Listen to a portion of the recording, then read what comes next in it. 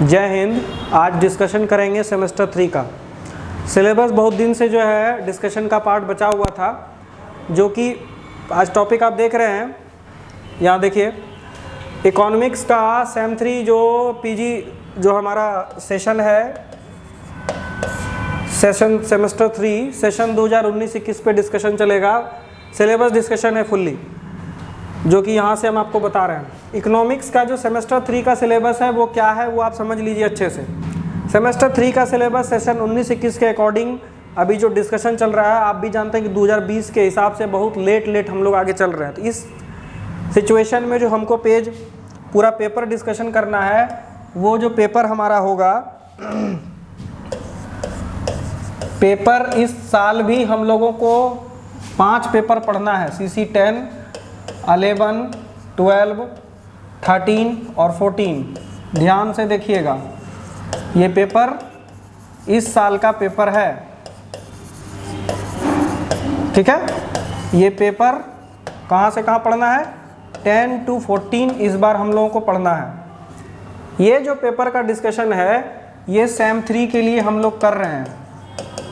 और तिलका मांझी भागलपुर यूनिवर्सिटी नहीं, ये CBCS पैटर्न का सिलेबस है मेरा, उसी पे हम लोग आज डिस्कशन कर रहे हैं। 1-2 का वीडियो और बहुत सारा चीज़। अब क्लासेस आपको पैनल के थ्रू भी मिलेगा, कुछ पेन टैब के थ्रू भी मिलेगा। तो चलिए समय ना गवाते हुए आगे चलते हैं।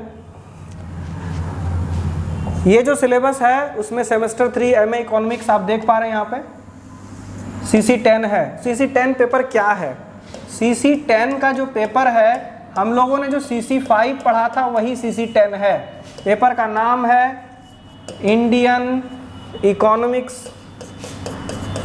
Issues and policy. Issues and policy, वहाँ तक जो पढ़े थे उस क्लास में, उसके आगे का आज डिस्कशन होगा। जैसे इस मॉड्यूल में यहाँ पर जो है हम लोग 5 मॉड्यूल पढ़ने वाले हैं। मॉड्यूल 1, 2, 3, 4। अब 5 मॉड्यूल पे डिस्कशन करेंगे।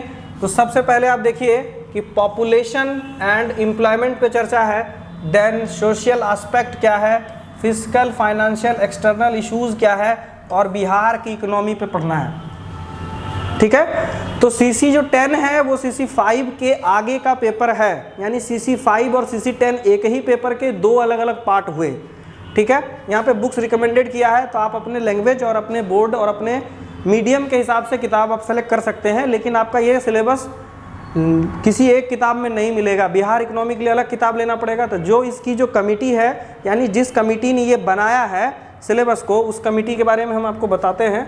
यह जो कमिटी था जिन्होंने ये बनाया है वो कौन है। देखिए, सिलेबस जो बनाया है इस 2 ईयर प्रोग्राम में, MA economics the faculty of social science MA economics जो है, choice based CBCS pattern effective from 2018 to 19 वाला जो पूरा ग्रुप है, इनके कन्वेनर जो हैं और जो डॉक्टर मनोज प्रभाकर हैं, इन दोनों मतलब इनकी एक टीम थी, उन्होंने ये सिलेबस को फॉर्म किया था, ठीक है। अब हम लोग आगे चलेंगे, सिलेबस जो हमारा चर्चा चल रहा है उस पर, ठीक है। ये अभी डिस्कशन कर रहे थे। तो इंडियन इकोनॉमिक्स में जो पहला पार्ट है पॉपुलेशन एंड एम्प्लॉयमेंट का, तब एक एक करके सारे पॉइंट्स पे थोड़ा डिस्कशन कर लें तो ज़्यादा बेस्ट तरीके से समझ में आएगा। तो सबसे पहला क्या है, पॉपुलेशन एंड एम्प्लॉयमेंट में ग्रोथ पैटर्न पढ़ना है, यानी हमारा जो पॉपुलेशन ग्रोथ हो रहा है वो किस तरह से हो रहा है। दूसरा क्या है कि इम्प्लीकेशंस क्या है, यानी रूरल और अर्बन माइग्रेशंस क्या है, यानी कि इसको हम अगर अच्छे से डिटेल में समझें तो पहला वाला जो मॉड्यूल है वो पॉपुलेशन बेस्ड है, ठीक है। पॉपुलेशन और एम्प्लॉयमेंट क्या है उसी पर जनरेट किया गया है, ठीक है। अब इसमें क्या क्या पढ़ना है, तो ग्रोथ पढ़ना है, यानी पॉपुलेशन कैसे बढ़ रहा है उसके बारे में है। दूसरा पॉइंट है अर्बन माइग्रेशन। माइग्रेशन का मतलब जो लोग काम करने के लिए, एम्प्लॉयमेंट के लिए एक जगह से दूसरी जगह जा रहे हैं, उसके बारे में है। उसके पॉपुलेशन कंट्रोल या पॉपुलेशन को डेवलपमेंट के लिए, या जो एम्प्लॉयमेंट का पॉलिसीज़ है पॉपुलेशन को, वो सब इसमें पढ़ना है। उसके ट्रेंड्स इन एम्प्लॉयमेंट, एम्प्लॉयमेंट में जो ट्रेंड है, यानी एम्प्लॉयमेंट का क्या पैटर्न है, एम्प्लॉयमेंट किस फेज में एक्टिव है, रूरल का पैटर्न क्या है, अर्बन का पैटर्न क्या, वो डिस्कशन होगा। एम्प्लॉयमेंट और nature and policies, changing nature of labour market, reform during the recent year, और लेबर मार्केट जो है वो कैसे कैसे बदल गया, वो सब चीज़ है। यानी कि आज से 10 साल पहले जो इकोनॉमी था उसमें लेबर मार्केट कैसे डेवलप किया और अभी कैसे हो रहा है। इसका दूसरा पॉइंट है सोशल एस्पेक्ट, सामाजिक परिस्थिति भारतीय अर्थव्यवस्था की क्या है। अब हिंदी इंग्लिश दोनों हम आपको बता रहे हैं, जो हिंदी मीडियम वाले हैं वो याद रखिए कि इकोनॉमिक्स अगर आप मास्टर डिग्री कर रहे हैं तो कुछ चीज़ों को इंग्लिश में भी समझने की कोशिश कीजिए, क्योंकि बहुत सारे चीज़ हिंदी में अवेलेबल आपको नहीं मिलेंगे बड़े स्तर पर।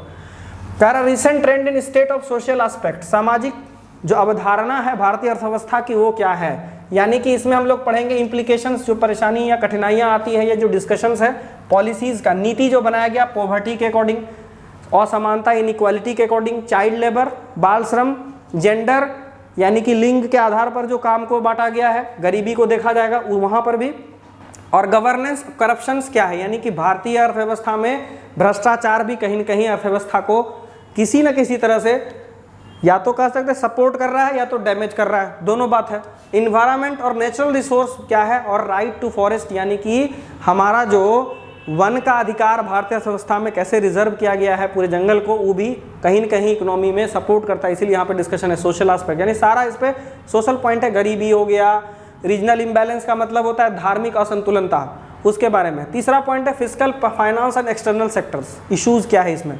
फिजिकल का मतलब वित्तीय व्यवस्था, ठीक है, राजकोषीय व्यवस्था, और एक्सटर्नल इशू मतलब बाहरी जो परेशानियां हैं इकोनॉमी को संभालने में, जैसे क्या क्या फिजिकल में डिफिसिट क्या है, ट्रेंड क्या है, significance of physical policies, physical policies जितनी भी हैं वित्तीय व्यवस्था या राजकोषीय व्यवस्था उसमें क्या क्या है वो देखना पड़ेगा। इसका क्रिटिकल एप्रिसिएशन क्या है, क्रिटिकल एप्रिसिएशन मतलब कभी कभी इंडियन इकोनॉमी या हमारे कंट्री की इकोनॉमी जो है वो सेंट्रल और स्टेट के अलग अलग पैटर्न के अकॉर्डिंग अलग अलग तरीके से डेवलपमेंट होता है, या कह सकते हैं कि सेंट्रल का स्कीम कुछ और होता है, स्टेट का कुछ और होता है। अगर ये दोनों साथ मिल जाएंगे तो इकोनॉमी बहुत अच्छे से चलेगी, और कभी कभी क्या होता है एडवर्स हो जाता है, यानी सेंट्रल कुछ अलग स्कीम बना देता है और स्टेट कुछ अलग स्कीम बनाता है। देन इसमें जो मेजर फाइनेंस कमीशन है वो क्या क्या है, रिसेंट बजट क्या क्या है, रिसेंट का जो बजट हुआ यानी कि पिछले 10 साल में कहाँ कहाँ बजट का डिस्कशन है, उस टॉपिक को थोड़ा थोड़ा पढ़ेंगे। पैरेलल इकोनॉमी क्या है, पैरेलल इकोनॉमी यानी कि समांतर अर्थव्यवस्था क्या है, इसी में पढ़ना है। डीमोनेटाइजेशन क्या है, जीएसटी क्या है। अब आपको लगेगा कि बहुत सारा टॉपिक इसमें मिला दिया गया है, और फिजिकल एंड फाइनेंशियल तो तीनों चारों पार्ट को देखा गया। यदि आप प्रतियोगिता दर्पण का अतिरिक्तांक लेंगे तो वो सब पॉइंट आपको इसमें मिलेगा। डिमोनेटाइजेशन, विमुद्रीकरण, मुद्रा का जो जीएसटी जो हमारे इंडिया में लागू हुआ वो कैसे वर्क कर रहा है, उसके इश्यूज क्या क्या आ रहे हैं, वो है मॉनिटरी यानी मौद्रिक, और फिजिकल यानी राजकोषीय परिस्थिति जो मापदंड है भारत में वो कैसे डेवलपमेंट है। Then financial system, banking, insurance, capital market, monetary और फाइनेंशियल सेक्टर्स जो है उस पर डिस्कस करेंगे। उसके बाद फॉरेन ट्रेड और बैलेंस ऑफ पेमेंट में भी थोड़ा डिस्कशन है। चौथा पॉइंट है बिहार इकोनॉमी। बिहार इकोनॉमी के लिए इन्हीं की कमेटी की जो किताब है बिहार इकोनॉमी का स्पेशल वो लेना पड़ेगा। बिहार इकोनॉमी पढ़ना चाहिए, क्योंकि जो लोग बिहार से बिलोंग कर रहे हैं उनको ये पॉइंट, चाहे आप बीपीएससी की तैयारी कर रहे हैं, चाहे यूपीएससी की तैयारी कर रहे हैं, चाहे आप एसएससी की तैयारी कर रहे हैं, एक स्टेट का पूरा डिटेल और इकोनॉमी पढ़ने को मिलेगा। इसमें जो है यहाँ का ग्रोथ और ग्रोथ स्ट्रक्चर क्या है, यानी कि बिहार में जो अर्थव्यवस्था चलता है उसका क्या है हिसाब किताब, कैसे चल रहा है।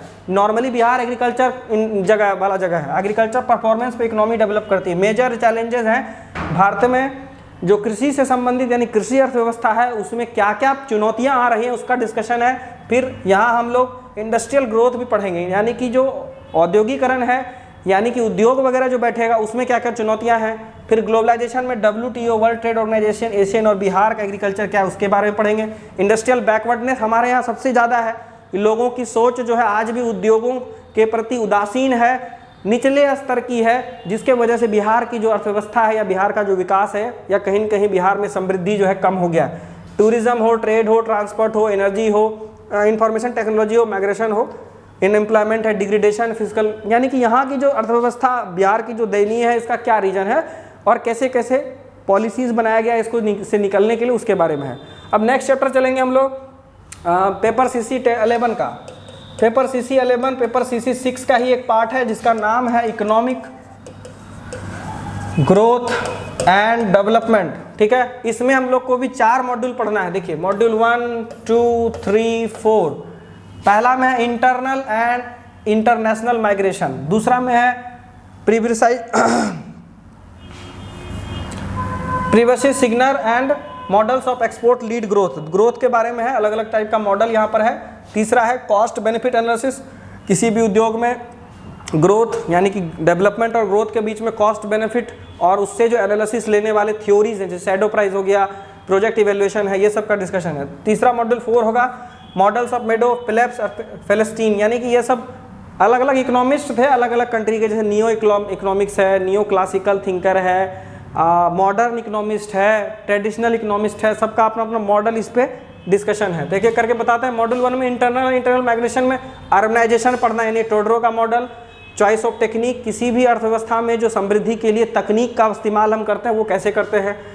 इसके बाद जो है embedded and disembedded technology of change capital output ratio, यानी कि जो पूंजी की में जो बदलाव होता है, यानी पूंजी से संबंधित जो कंसेप्ट दिया गया है वो घरेलू और गैर घरेलू यानी फॉरेन और डोमेस्टिक कंसेप्ट जो है किसका, हिक्स का और हेरोल्ड का, डॉमर का, सेलो का और मॉडल का ग्रोथ इसमें मेन हमको पढ़ना है, जो इंडिजीनियस ग्रोथ थ्योरी को भी बताता है और macro economic determinant of growth को भी डिस्कस करता है। दूसरा पॉइंट है अलग अलग इकोनॉमिस्ट का थ्योरी है, जैसे बीओपी है बैलेंस ऑफ पेमेंट में, कंस्ट्रेंट ग्रोथ मॉडल या वाइसस सर्कल ऑफ मॉडल, यानी गरीबी के जो दुष्चक्र को तोड़ने वाला जो सिद्धांत है, यानी डिस्कशन हम यहाँ पे करेंगे। वर्चुअस सर्कल मॉडल है, वाइसस नहीं है, वर्चुअस सर्कल मॉडल जो है ट्रेड लिबरलाइजेशन के लिए, किसके लिए, ट्रेड लिबरलाइजेशन के लिए है, और poverty reduction in developing countries, और जो गरीबी को कम करने वाला सिद्धांत है अलग अलग देशों में, यानी अल्पकालीन या अल्प विकसित देश यानी अंडर डेवलप्ड या डेवलपिंग कंट्री जो है उसके लिए।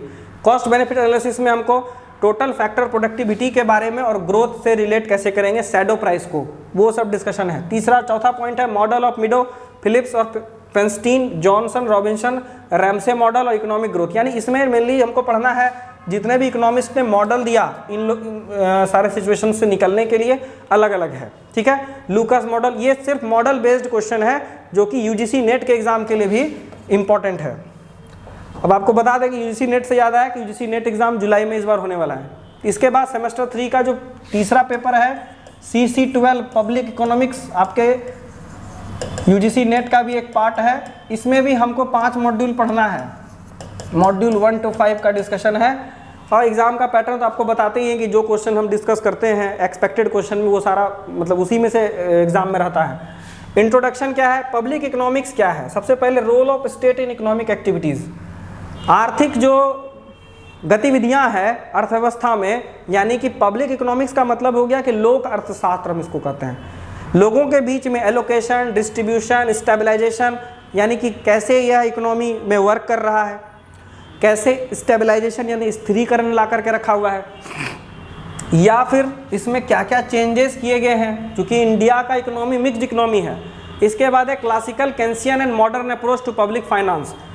अब क्लासिकल और केंस का अप्रोच, यानी क्लासिकल केंस का जो सिद्धांत है पब्लिक इकोनॉमिक्स में वो, और मॉडर्न अप्रोच क्या है, इन सबों को पढ़ना है।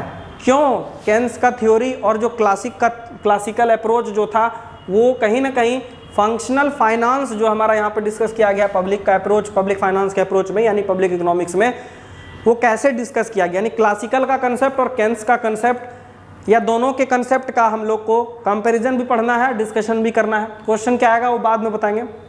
ठीक है, इसके बाद फाइनेंस एंड मार्केट फेल्योर, बाजार कैसे कभी डिसबैलेंस हो जाता है यानी असंतुलित हो जाता है, या बाजार की परिस्थितियाँ कैसे विफल हो जाती है उसके बारे में। पब्लिक चॉइस क्या है, पब्लिक चॉइस में ऐसा पार्ट है जिसमें पब्लिक सेक्टर्स यानी पब्लिक का चॉइस और प्राइवेट पब्लिक मैकेनिज्म का सिचुएशन, यानी कि कोई व्यवस्था जो पब्लिकली बनाया गया है गवर्नमेंट या गवर्नेंस के द्वारा और कोई जो प्राइवेट सेक्टर के द्वारा डेवलप किया है, वो दोनों का कोऑर्डिनेशन का डिस्कशन इस पॉइंट में होगा। ठीक है, और इसके मेरिट्स को हम पढ़ेंगे, और जिसमें कि हम लोगों को सैमुअल्सन का थ्योरी पढ़ना है, बहुत अच्छा थ्योरी है। स्टेबलाइजेशन पॉलिसी, स्थिरीकरण का सिद्धांत जो है लोक अर्थव्यवस्था में क्या है, कहते हैं केंसियन केस ऑफ स्टेबलाइजेशन पॉलिसी, यानी केंस का जो स्टेबलाइजेशन स्थिरीकरण सिद्धांत था वो पढ़ेंगे। देन पब्लिक डेब्ट, लोक अर्थव्यवस्था में जो कर्ज है, बड़ा बड़ा ऋण, उसको कैसे निकालता है, यानी उसका बर्डन हम कैसे कम करेंगे, उसका मैनेजमेंट क्या है, रीपेमेंट ऑफ डेब्ट कैसे निकालेंगे, और बजट का बैलेंस कैसे करते हैं, या अनबैलेंस बजट क्या होता है उसके बारे में है। जीरो बेस बजटिंग क्या है, परफॉर्मेंस ऑफ बजटिंग क्या है, और इंपॉर्टेंस ऑफ फिस्कल पॉलिसी और फाइनेंस कंसेप्ट ऑफ इंपॉर्टेंस भी डिस्कशन होगा। देन मॉड्यूल 4 में जो है पब्लिक एक्सपेंडिचर है, जो कि बहुत ही इंपॉर्टेंट पार्ट है। इसमें जो है आपका अलग अलग मॉडल होगा पब्लिकेशन, वैगनर का लॉ, ठीक है, पीकॉक वाइजमैन हाइपोथेसिस और मैक्सिमम सोशल एडवांटेज, ठीक है, उसका पब्लिक एक्सपेंडिचर इन इंडिया का क्या रोल है और इसका क्या इफेक्ट है। देन पांचवा मॉडल है टैक्सेशन से, और बहुत इजी पार्ट है, elasticity of buoyancy of taxation पढ़ना है, और इसका जो अप्रोच था ट्रेडिशनल या क्लासिकल अप्रोच और नया वाला अप्रोच दोनों, शिफ्टिंग इफेक्ट क्या क्या है वो है। नेक्स्ट स्लाइड में देखिए CC 13 का पेपर आ गया। इस पेपर में हमको जो 12 है इसमें 5 ही मॉड्यूल है।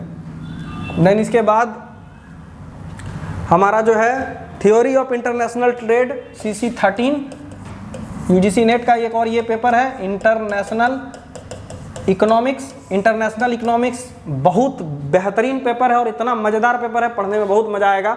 सबसे पहला है theory of international trade, comparative cost theory क्या है, इसका मॉडिफिकेशन कैसे करेंगे, हेक्सचेकर का थ्योरी क्या है, ओलिन का थ्योरी क्या है, ट्रेड का व्यापार का सिद्धांत, अंतर्राष्ट्रीय व्यापार, अंतर्राष्ट्रीय अर्थव्यवस्था में जो व्यापार का सिद्धांत है वो क्या है, अलग अलग जो फैक्टर्स है यानी theorem of factor price equalisation, यानी कि समान परिस्थितियों को जो हम फैक्टर्स के साथ जो कंपैरिजन करते हैं, या बोल सकते हैं कि उसका जो थ्योरम्स है सिद्धांत को कैसे हम इम्प्लीमेंट करेंगे उसके बारे में। फैक्टर रिवर्सल थ्योरम भी पढ़ेंगे, लिंडर का और पोस्टनर का। इसके बाद नेक्स्ट पेज में आएंगे, इसी का सिलेबस का आगे का पार्ट है कार्विस का थ्योरी अवेलेबिलिटी और रेक्सिमक theory of concept of policy implication of इमराइजिंग द ग्रोथ। ये अब मॉड्यूल 2 क्या है, मेजरमेंट ऑफ गेन्स। अब लाभ का सिद्धांत या लाभ का मापन हम अंतर्राष्ट्रीय अर्थव्यवस्था यानी इंटरनेशनल इकोनॉमिक्स में कैसे करेंगे। तो मेजरमेंट ऑफ गेन्स का मतलब है कि ट्रेड और डिस्ट्रीब्यूशन के आधार पर, theory of interventions, concept economy, effect of the trade and quotas national economy, यानी कि जो नेशनल इनकम में मेजरमेंट ऑफ गेन कैसे काम करता है, उसके आउटपुट, एम्प्लॉयमेंट और term of trade, non tariff barrier और secular stagnance, theory of fingers of hypothesis, इसके बारे में पढ़ना है। ये वाला पॉइंट थोड़ा सा कॉम्प्लिकेटेड है, लेकिन पढ़ेंगे तो इजी हो जाएगा, देखने में जितना लगता है उतना है नहीं। बैलेंस ऑफ पेमेंट यानी भुगतान संतुलन के बारे में है, इक्विलिब्रियम और डिसइक्विलिब्रियम पढ़ना है, बैलेंस ऑफ पेमेंट क्या होता है, इलास्टिसिटी अप्रोच इस बार के लिए इंपॉर्टेंट है, absorption of approach, monetary approach पिछले बार आया हुआ है, मॉनेटरी अप्रोच यानी कि मौद्रिक जो विधि है उसके बारे में पिछले साल आया है, एब्जॉर्प्शन जो कि संकुचन का विधि है वो अलग है, और लोच का विधि जो है अलग है। 3 विधि है बैलेंस ऑफ पेमेंट में डिस्कशन करने के लिए।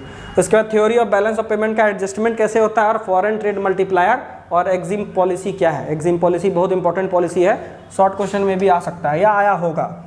एक्सचेंज ऑफ रेट डिटर्मिनेशन के बारे में पढ़ना है। एक्सचेंज ऑफ रेट डिटर्मिनेशन जो है वो क्या है, कहता है क्या types and determination of exchange rate, यानी एक्सचेंज का मतलब होता है चेंज करना, रेट डिटर्मिनेशन, अब किसी देश का किसी दूसरे देश में पैसा ही भेजना है मान लीजिए, ठीक है, तो उसमें क्या पॉलिसी बना हुआ है, उसका क्या टाइप्स है, डिटर्मिनेशन कैसे होगा, शॉर्ट और लॉन्ग रन फंक्शन दोनों में। हाइब्रिड एक्सचेंज रेट पॉलिसी क्या है, हाइब्रिड एक्सचेंज रेट का मतलब होता है कि मिली हुई एक्सचेंज रेट पॉलिसी, कुछ चीज़ों को स्टेबलाइज करते हुए, कुछ चीज़ों को अस्थिर करके, या कुछ चीज़ों को हम बोल सकते हैं कि मिला करके, मैनेज्ड करके। मैनेज्ड है तो flexibility of exchange ratio policy भी होगा, rate of policy in practice है। Regional blocks and international institutions क्या है, इस पार्ट में स्टैटिक और डायनेमिक इफेक्ट जो है कस्टम यूनियन फंक्शन ऑफ, यानी कि ये पार्ट मेनली जो डिस्कशन होगा उसमें WTO क्या करता है उसके बारे में है। इसके बाद वर्ल्ड बैंक का क्या रोल है उसके बारे में है। रिफॉर्म्स इन इंडिया, भारत में जो है सार्क आप जानते हैं, SARRC, सार्क के बारे में पढ़ना है। इसके बाद जो है IMF क्या है उसको पढ़ना है। अब वर्ल्ड बैंक किसको लोन देगा, IMF किसको लोन देगा, जिसका इकोनॉमिक ग्रोथ करेगा यानी कि पॉजिटिव प्रॉफिट में चलेगा उसको वर्ल्ड बैंक देता है लोन, ठीक है। और IMF जो है शॉर्ट टर्म का लोन देता है, उसको देता है जिसको अपने, यानी इमरजेंसी लोन टाइप है कि अगर किसी, जैसे श्रीलंका में भी अर्थव्यवस्था खराब है, वहाँ पर श्रीलंका ने IMF को जो है रिक्वेस्ट किया है कि हमको जो है इतना पैसा लोन के रूप में दीजिए, और IMF देगा, वर्ल्ड बैंक नहीं देगा, ठीक है। IMF बनाया गया है शॉर्ट टर्म पीरियड के लिए, इमरजेंसी में जो है अपनी इकोनॉमी को बैलेंस करने। Recent changes in direction, composition of trade और ग्लोबल सिनारियो जो है इसका, ट्रेड बैरियर्स कि अलग अलग देशों की जो अर्थव्यवस्था अंतर्राष्ट्रीय यानी इंटरनेशनल लेवल पर कैसे वर्क करता है उसका डिस्कशन करना है, किसमें, इंटरनेशनल इकोनॉमिक्स में। देन इसके बाद CC 14 रिसर्च मैथोलॉजी है, ये बहुत नया पेपर है सबों के लिए और आपके लिए होना भी चाहिए क्योंकि नरेंद्र मोदी के द्वारा जो national education policy, Narendra Modi क्या मतलब गवर्नमेंट के द्वारा, मोदी जी थोड़े लिखे हैं अपने से, NEP 2020 जो हमारा आया उसमें हम लोगों को बेनिफिटेड है कि आप अगर मास्टर डिग्री कर रहे हैं तो डायरेक्ट PhD कर सकते हैं, ये बेनिफिटेड है, जिसमें 60% सीट्स UGC नेट JRF वालों के लिए पहले से रिजर्व करेगी मिनिस्ट्री ऑफ एजुकेशन। क्यों? अब यहाँ पे समझना पड़ेगा क्यों। ये पेपर पढ़ाने का कोई मतलब नहीं, इकोनॉमिक्स से इसका कोई मतलब नहीं, लेकिन यदि आप PhD यानी रिसर्च के क्षेत्र में जाएंगे तो ये पूरा पार्ट आपको काम देगा। और वही सब चीज़ है स्टैटिस्टिक्स में जो पढ़े अभी से लेके, यानी 12th क्लास से अगर आप इकोनॉमिक्स पढ़ रहे हैं और स्टैटिस्टिक्स से भेंट हुआ होगा 11th में, वहाँ से लेकर अभी तक हम सिर्फ सवाल बनाए हैं लेकिन उसके थ्योरेटिकल सिग्निफिकेंस को नहीं समझे। यहाँ पर समझना है, जैसे एम, ऑब्जेक्टिव, स्कोप और रिसर्च इकोनॉमिक्स। अर्थव्यवस्था में जो हम रिसर्च यानी कि जो शोध करते हैं उसका स्कोप, ऑब्जेक्टिव्स और एम, लक्ष्य क्या है, उसको करने से क्या बेनिफिट होगा, वो इसका अलग अलग रिसर्च साइंटिफिक जो है यानी टाइप्स ऑफ रिसर्च में साइंटिफिक रिसर्च क्या है, मेथोलॉजी क्या है, एक्सप्लानेटरी क्या है, डिस्क्रिप्टिव क्या है, एनालिटिक क्वांटिटेटिव यानी कैसे बनाएंगे, कैसे लिखेंगे, कैसे मेरा शोध किस क्वालिटी पे जाएगा, कैसे लिखना चाहिए, हिस्टोरिकल एक्सपेरिमेंटल सिचुएशन क्या है, इसका फैक्ट क्या है, importance of review of literature research और steps involve in scientific research. यानी कि हम जब रिसर्च करेंगे तो उसमें अलग अलग अप्रोच से हमको हेल्प लेना है। ये मैथोलॉजी ही, हम रिसर्च मैथोलॉजी ही कर रहे हैं तो कैसे करें जो कि मेरा बेस्ट रिपोर्ट तैयार हो PhD के लिए। आगे सैम्पलिंग ऑफ डेटा है, collection of primary secondary data के बारे में पढ़ेंगे। यानी आप जानते हैं प्राइमरी सेकेंडरी डेटा क्या है, इकोनॉमिक्स के स्टूडेंट हैं तो आपको पता है प्राइमरी रॉ डाटा, सेकेंडरी जो है हम उसको जब तैयार करते हैं एक वे में जिसका एक डिफाइंड सिचुएशन होता है वो सेकेंडरी डेटा। मल्टीपल स्टेज क्या है, सिस्टमेटिक सैम्पलिंग क्या है, क्लस्टर कैसे तैयार करते हैं, सैम्पलिंग का यूज़ कैसे करते हैं, सैम्पलिंग में एरर क्या क्या होता है वो पढ़ना है। इसके बाद रैपिड अप्रेजल सर्वे क्या था, फोकस ऑफ स्टडी FGD क्या है और प्रोजेक्टिव इनडायरेक्ट मेथड PIM क्या है, इसके बारे में पढ़ना जरूरी है क्योंकि क्वेश्चनरी यानी कि जैसे आप इंटरव्यू के लिए तैयार होंगे या PhD वाइवा के लिए ये पॉइंट बहुत इंपॉर्टेंट है। तीसरा पॉइंट है रिसर्च प्रॉब्लम, रिसर्च करने का प्रॉब्लम्स क्या आता है। एम्स ऑब्जेक्टिव को पढ़ने के बाद आइडेंटिफिकेशन में रिसर्च प्रॉब्लम्स क्या है, theoretical of frame and statement of the problems, review of the research यानी रिसर्च को बना लिए सही गलत क्या है, उसका फॉर्मेशन का पूरा क्राइटेरिया क्या वो क्या है, types of hypothesis, types of error, defining concept of research design और hypothesis testing, report writing, steps and process यानी कि कैसे लिखें, कैसे गलत हो गया, यानी कि हम जब रिसर्च तैयार कर रहे हैं तो उसको कैसे लिखना चाहिए, एक स्टैंडर्ड है, एक मैनर है, एक तरीका लिखने का है जो कि अगर गलतियां होंगी तो क्या क्या होंगी उसके बारे में यहाँ पर पता होगा, जिसको अगर हम पहले से पढ़ लें तो समझ में आ जाएगा। इसके बाद का जो पार्ट है वो हमारा है कंप्यूटर एंड एप्लीकेशन, जिसको सब लोग बचपन से पढ़ रहे हैं, MS word, MS excel, basic ideas of SPSS। तो अब इसमें जो मेन पार्ट हमारा है जिसको अच्छे से आप पढ़ सकते हैं, देखिए हम एक बार शुरू से रिव्यू दे रहे हैं। यहाँ पर CC जो 5 है मेरा, इसमें ज़्यादा माथा लगाने का नहीं है, आप खुद से ही पेपर तैयार कर सकते हैं। अतिरिक्तांक तो जो आता है प्रतियोगिता दर्पण का उसमें भी ये पूरा पॉइंट मिलेगा जो कि पूरा करंट पे बेस्ड है, नया और स्पेशल इसके लिए कोई किताब नहीं, हम आपको पहले बता दिए इस पे स्पेशल कोई किताब नहीं है।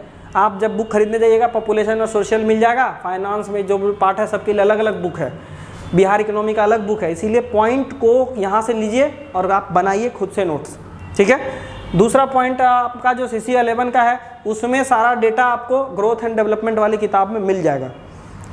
तीसरा पब्लिक इकोनॉमिक्स के लिए आप किताब खरीदिए, लक्ष्मी नारायण पब्लिकेशन का हिंदी में आराम से आपको मिलेगा, बहुत अच्छा बुक है, बना सकते हैं। देन जो हमारा इंटरनेशनल है वो भी लक्ष्मी नारायण के पब्लिकेशन के, आप लक्ष्मी नारायण पब्लिकेशन हिंदी मीडियम में आती है, आप उसको बना सकते हैं। और रिसर्च मैथोलॉजी के लिए जितना पॉइंट आपको दिया गया है ये बहुतेरे किताब है, आपको जो समझ में आता है आप अपना ले सकते हैं।